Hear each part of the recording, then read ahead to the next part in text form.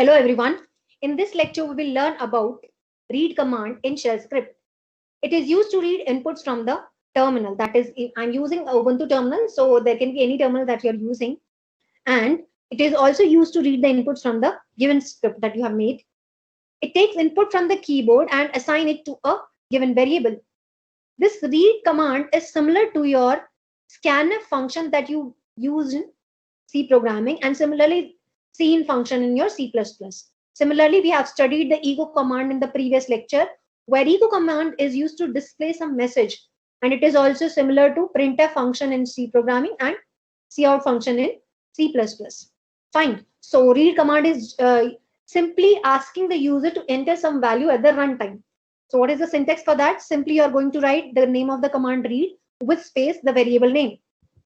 So you are going to simply write read x, and you will be entering some value into this x variable at the runtime. The second way of using this command is with options. So one of the option I have taken here, and other options we will be doing in the implementation part. So with read space -p and variable, and similarly there are other options also. We also have sp, and we also have a option, and there are many more that we will study just in a while. So let's switch to the terminal and better understand it. So if I simply use a variable x is equal to 10, and with the help of the echo command, I want to see the output of this variable x. So forwards, we'll use dollar symbol and then the variable name. And you can see the value of x is 10. But what if you want to, so here you can see that in x, you have already given a, which will be always be assigned to x. But what if you always want to change the value of x at the runtime? So for that, you will use read, and I name the variable, let's say y. So now this y, this command is asking for the user to enter some value in this variable y. So for that, let's say I enter 55. So now if I use the echo command and I display the value of y, you can see that the value of y is 55. So these are the two ways. In this way, we are defining the value to x as 10, which will be constant throughout the script. But here, every time when you run the script, it is asking the user to enter a new value. Right? So let's create a small script to better understand the functionalities of read command. So I'm using gedit editor, and I name the file as demo.sh. Now we will reach inside the demo editor.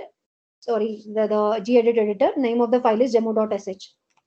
So first line of every shell script is this shebang operator, then /bin/bash, and then let's use this read command. So for that, I'm using first of all echo command, which is used to display some message, and I'm entering the message as enter your marks. Fine. And then with the help of your read command, you are using a variable marks in which you will be entering the value. And let's once again use echo command, and you say your marks are fine, and you close this double quotes, and then after that you use dollar symbol and the variable that is marks. Fine. Now let's save it, close it, and now let's run it. To run this file script, you have to use // and when you try to run it, execute it, it is saying that permission is denied. So for that, you have to use a command chmod, which will give execute, which is going to change the permission of the file, and I am going to give execute permission because we are trying to run the script. So chmod +x, and then after that the name of the file, that is demo.sh. So permission has been changed. Now we can easily run it. So you can see that it is asking you to enter the mark. So this was being displayed with the help of the echo command, and this blinking part is telling you to enter the mark. So let's say if I enter 91, so then again it will give you a display message. This was displayed with the help of your read command. So read command can do both things. So here you just use echo command, but here you use read command, and this is the combination of both the things that you were doing with the with read and echo. So here with this you can use this a read command for displaying as well as accessing the value. Now let's go back to the same file once again to do more changes into that. Even what if you want to enter a string? So here this time you say, if you want to enter more than 1 marks, right? So for that, again, let's say if you want to use more variables, you want to enter the marks of more than one student. So you have used M1, M2, M3, and M4 with spaces. So the M1, M2, M3, and M4 are the 4 variables which are storing the marks of different subjects of a student. So here you will change the variable. So this dollar symbol, then the variable name. Let's copy this and paste it with space. Change it with space 3 and 4. Now let's once again save it. And for fun, let's run it again. It is asking you to enter the marks. But can you see that whenever you are using this read function, it is asking you to enter the marks in the next line. Fine. So you have to enter the marks. Let's say I have entered 55. Then with space, I have to write 90, then 23 and 88. You can see your marks are 55, 90, 23 and 88. In this way, you can use more than one variable also in the read command. Now using, let's go back to the same script and do some more changes. What if you want to enter a string? So here you are saying enter the city, and the variable that you use here is city. And then you are simply displaying the value of the variable in this echo command, and then you save it. Let's run it once again. So enter the city. Let's say I enter Mumbai. So because we have not changed this statement, that's why it is giving Mumbai. Your marks are. So you should change it to your city is. Now let's go back to the same script once again. And now let's do some more changes into this. So now, as I've told you, with this read command, we also have some options available. So instead of writing these 2 lines of code, we can convert it into 1 line only. And how can we do that? So let me tell you. You will write read, then you will use this option -p, right? This is p flag, and which allows the input in the same line. So here you can first give a message that is username is fine. And after that, you can also write the name of the variable, that is user. And let's display the value with the help of the echo command. User is. So with the help of this read command and using this option -p, you can use the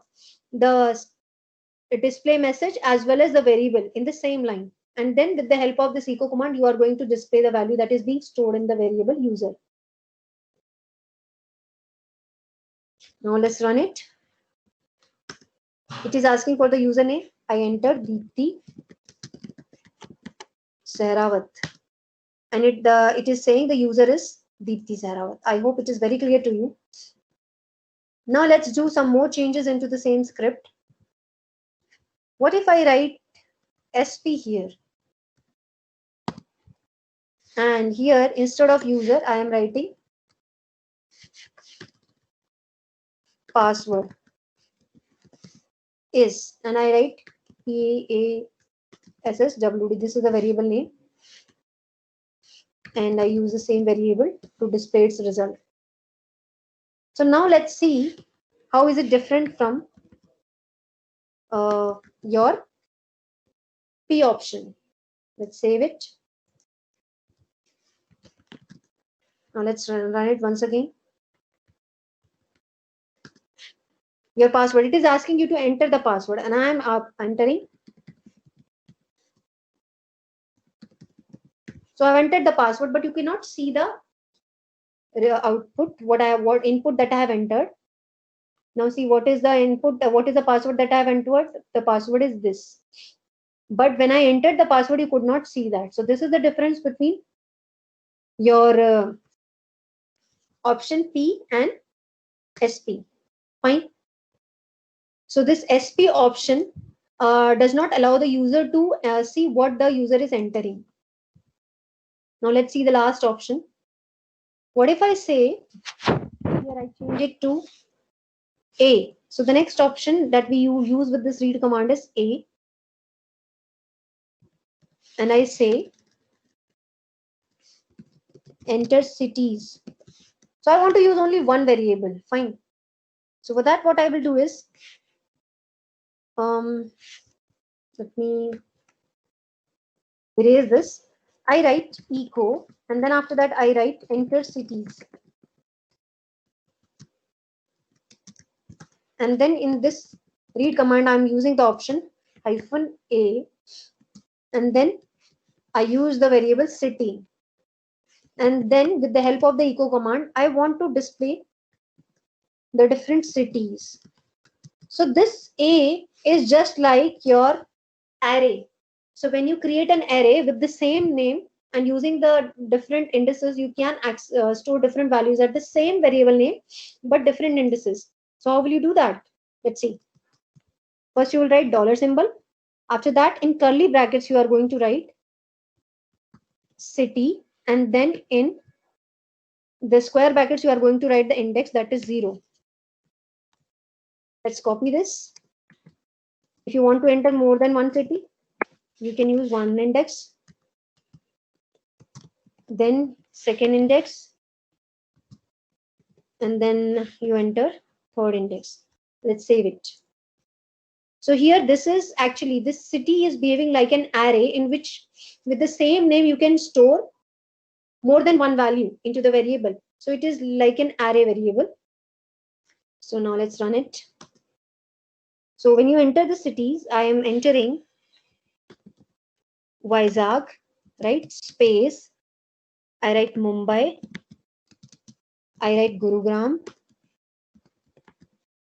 With space, I write Chandigarh. Let's enter and see the cities are Vizag, Mumbai, Gurugram, and Chandigarh. So in this way, these are the different options that are available with this read command. But also, if you want to go to the different other options, you can write help space read command. And you can see there are so many other options which are available with this command. So you can get the specification of your read command, what it is used for. Along with that, we have used this A option, right? And we have also used this P option.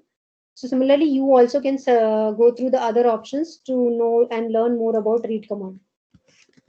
So that was all about read command. I hope you understood the concept. To get more updates, stay tuned to my channel. Thank you so much.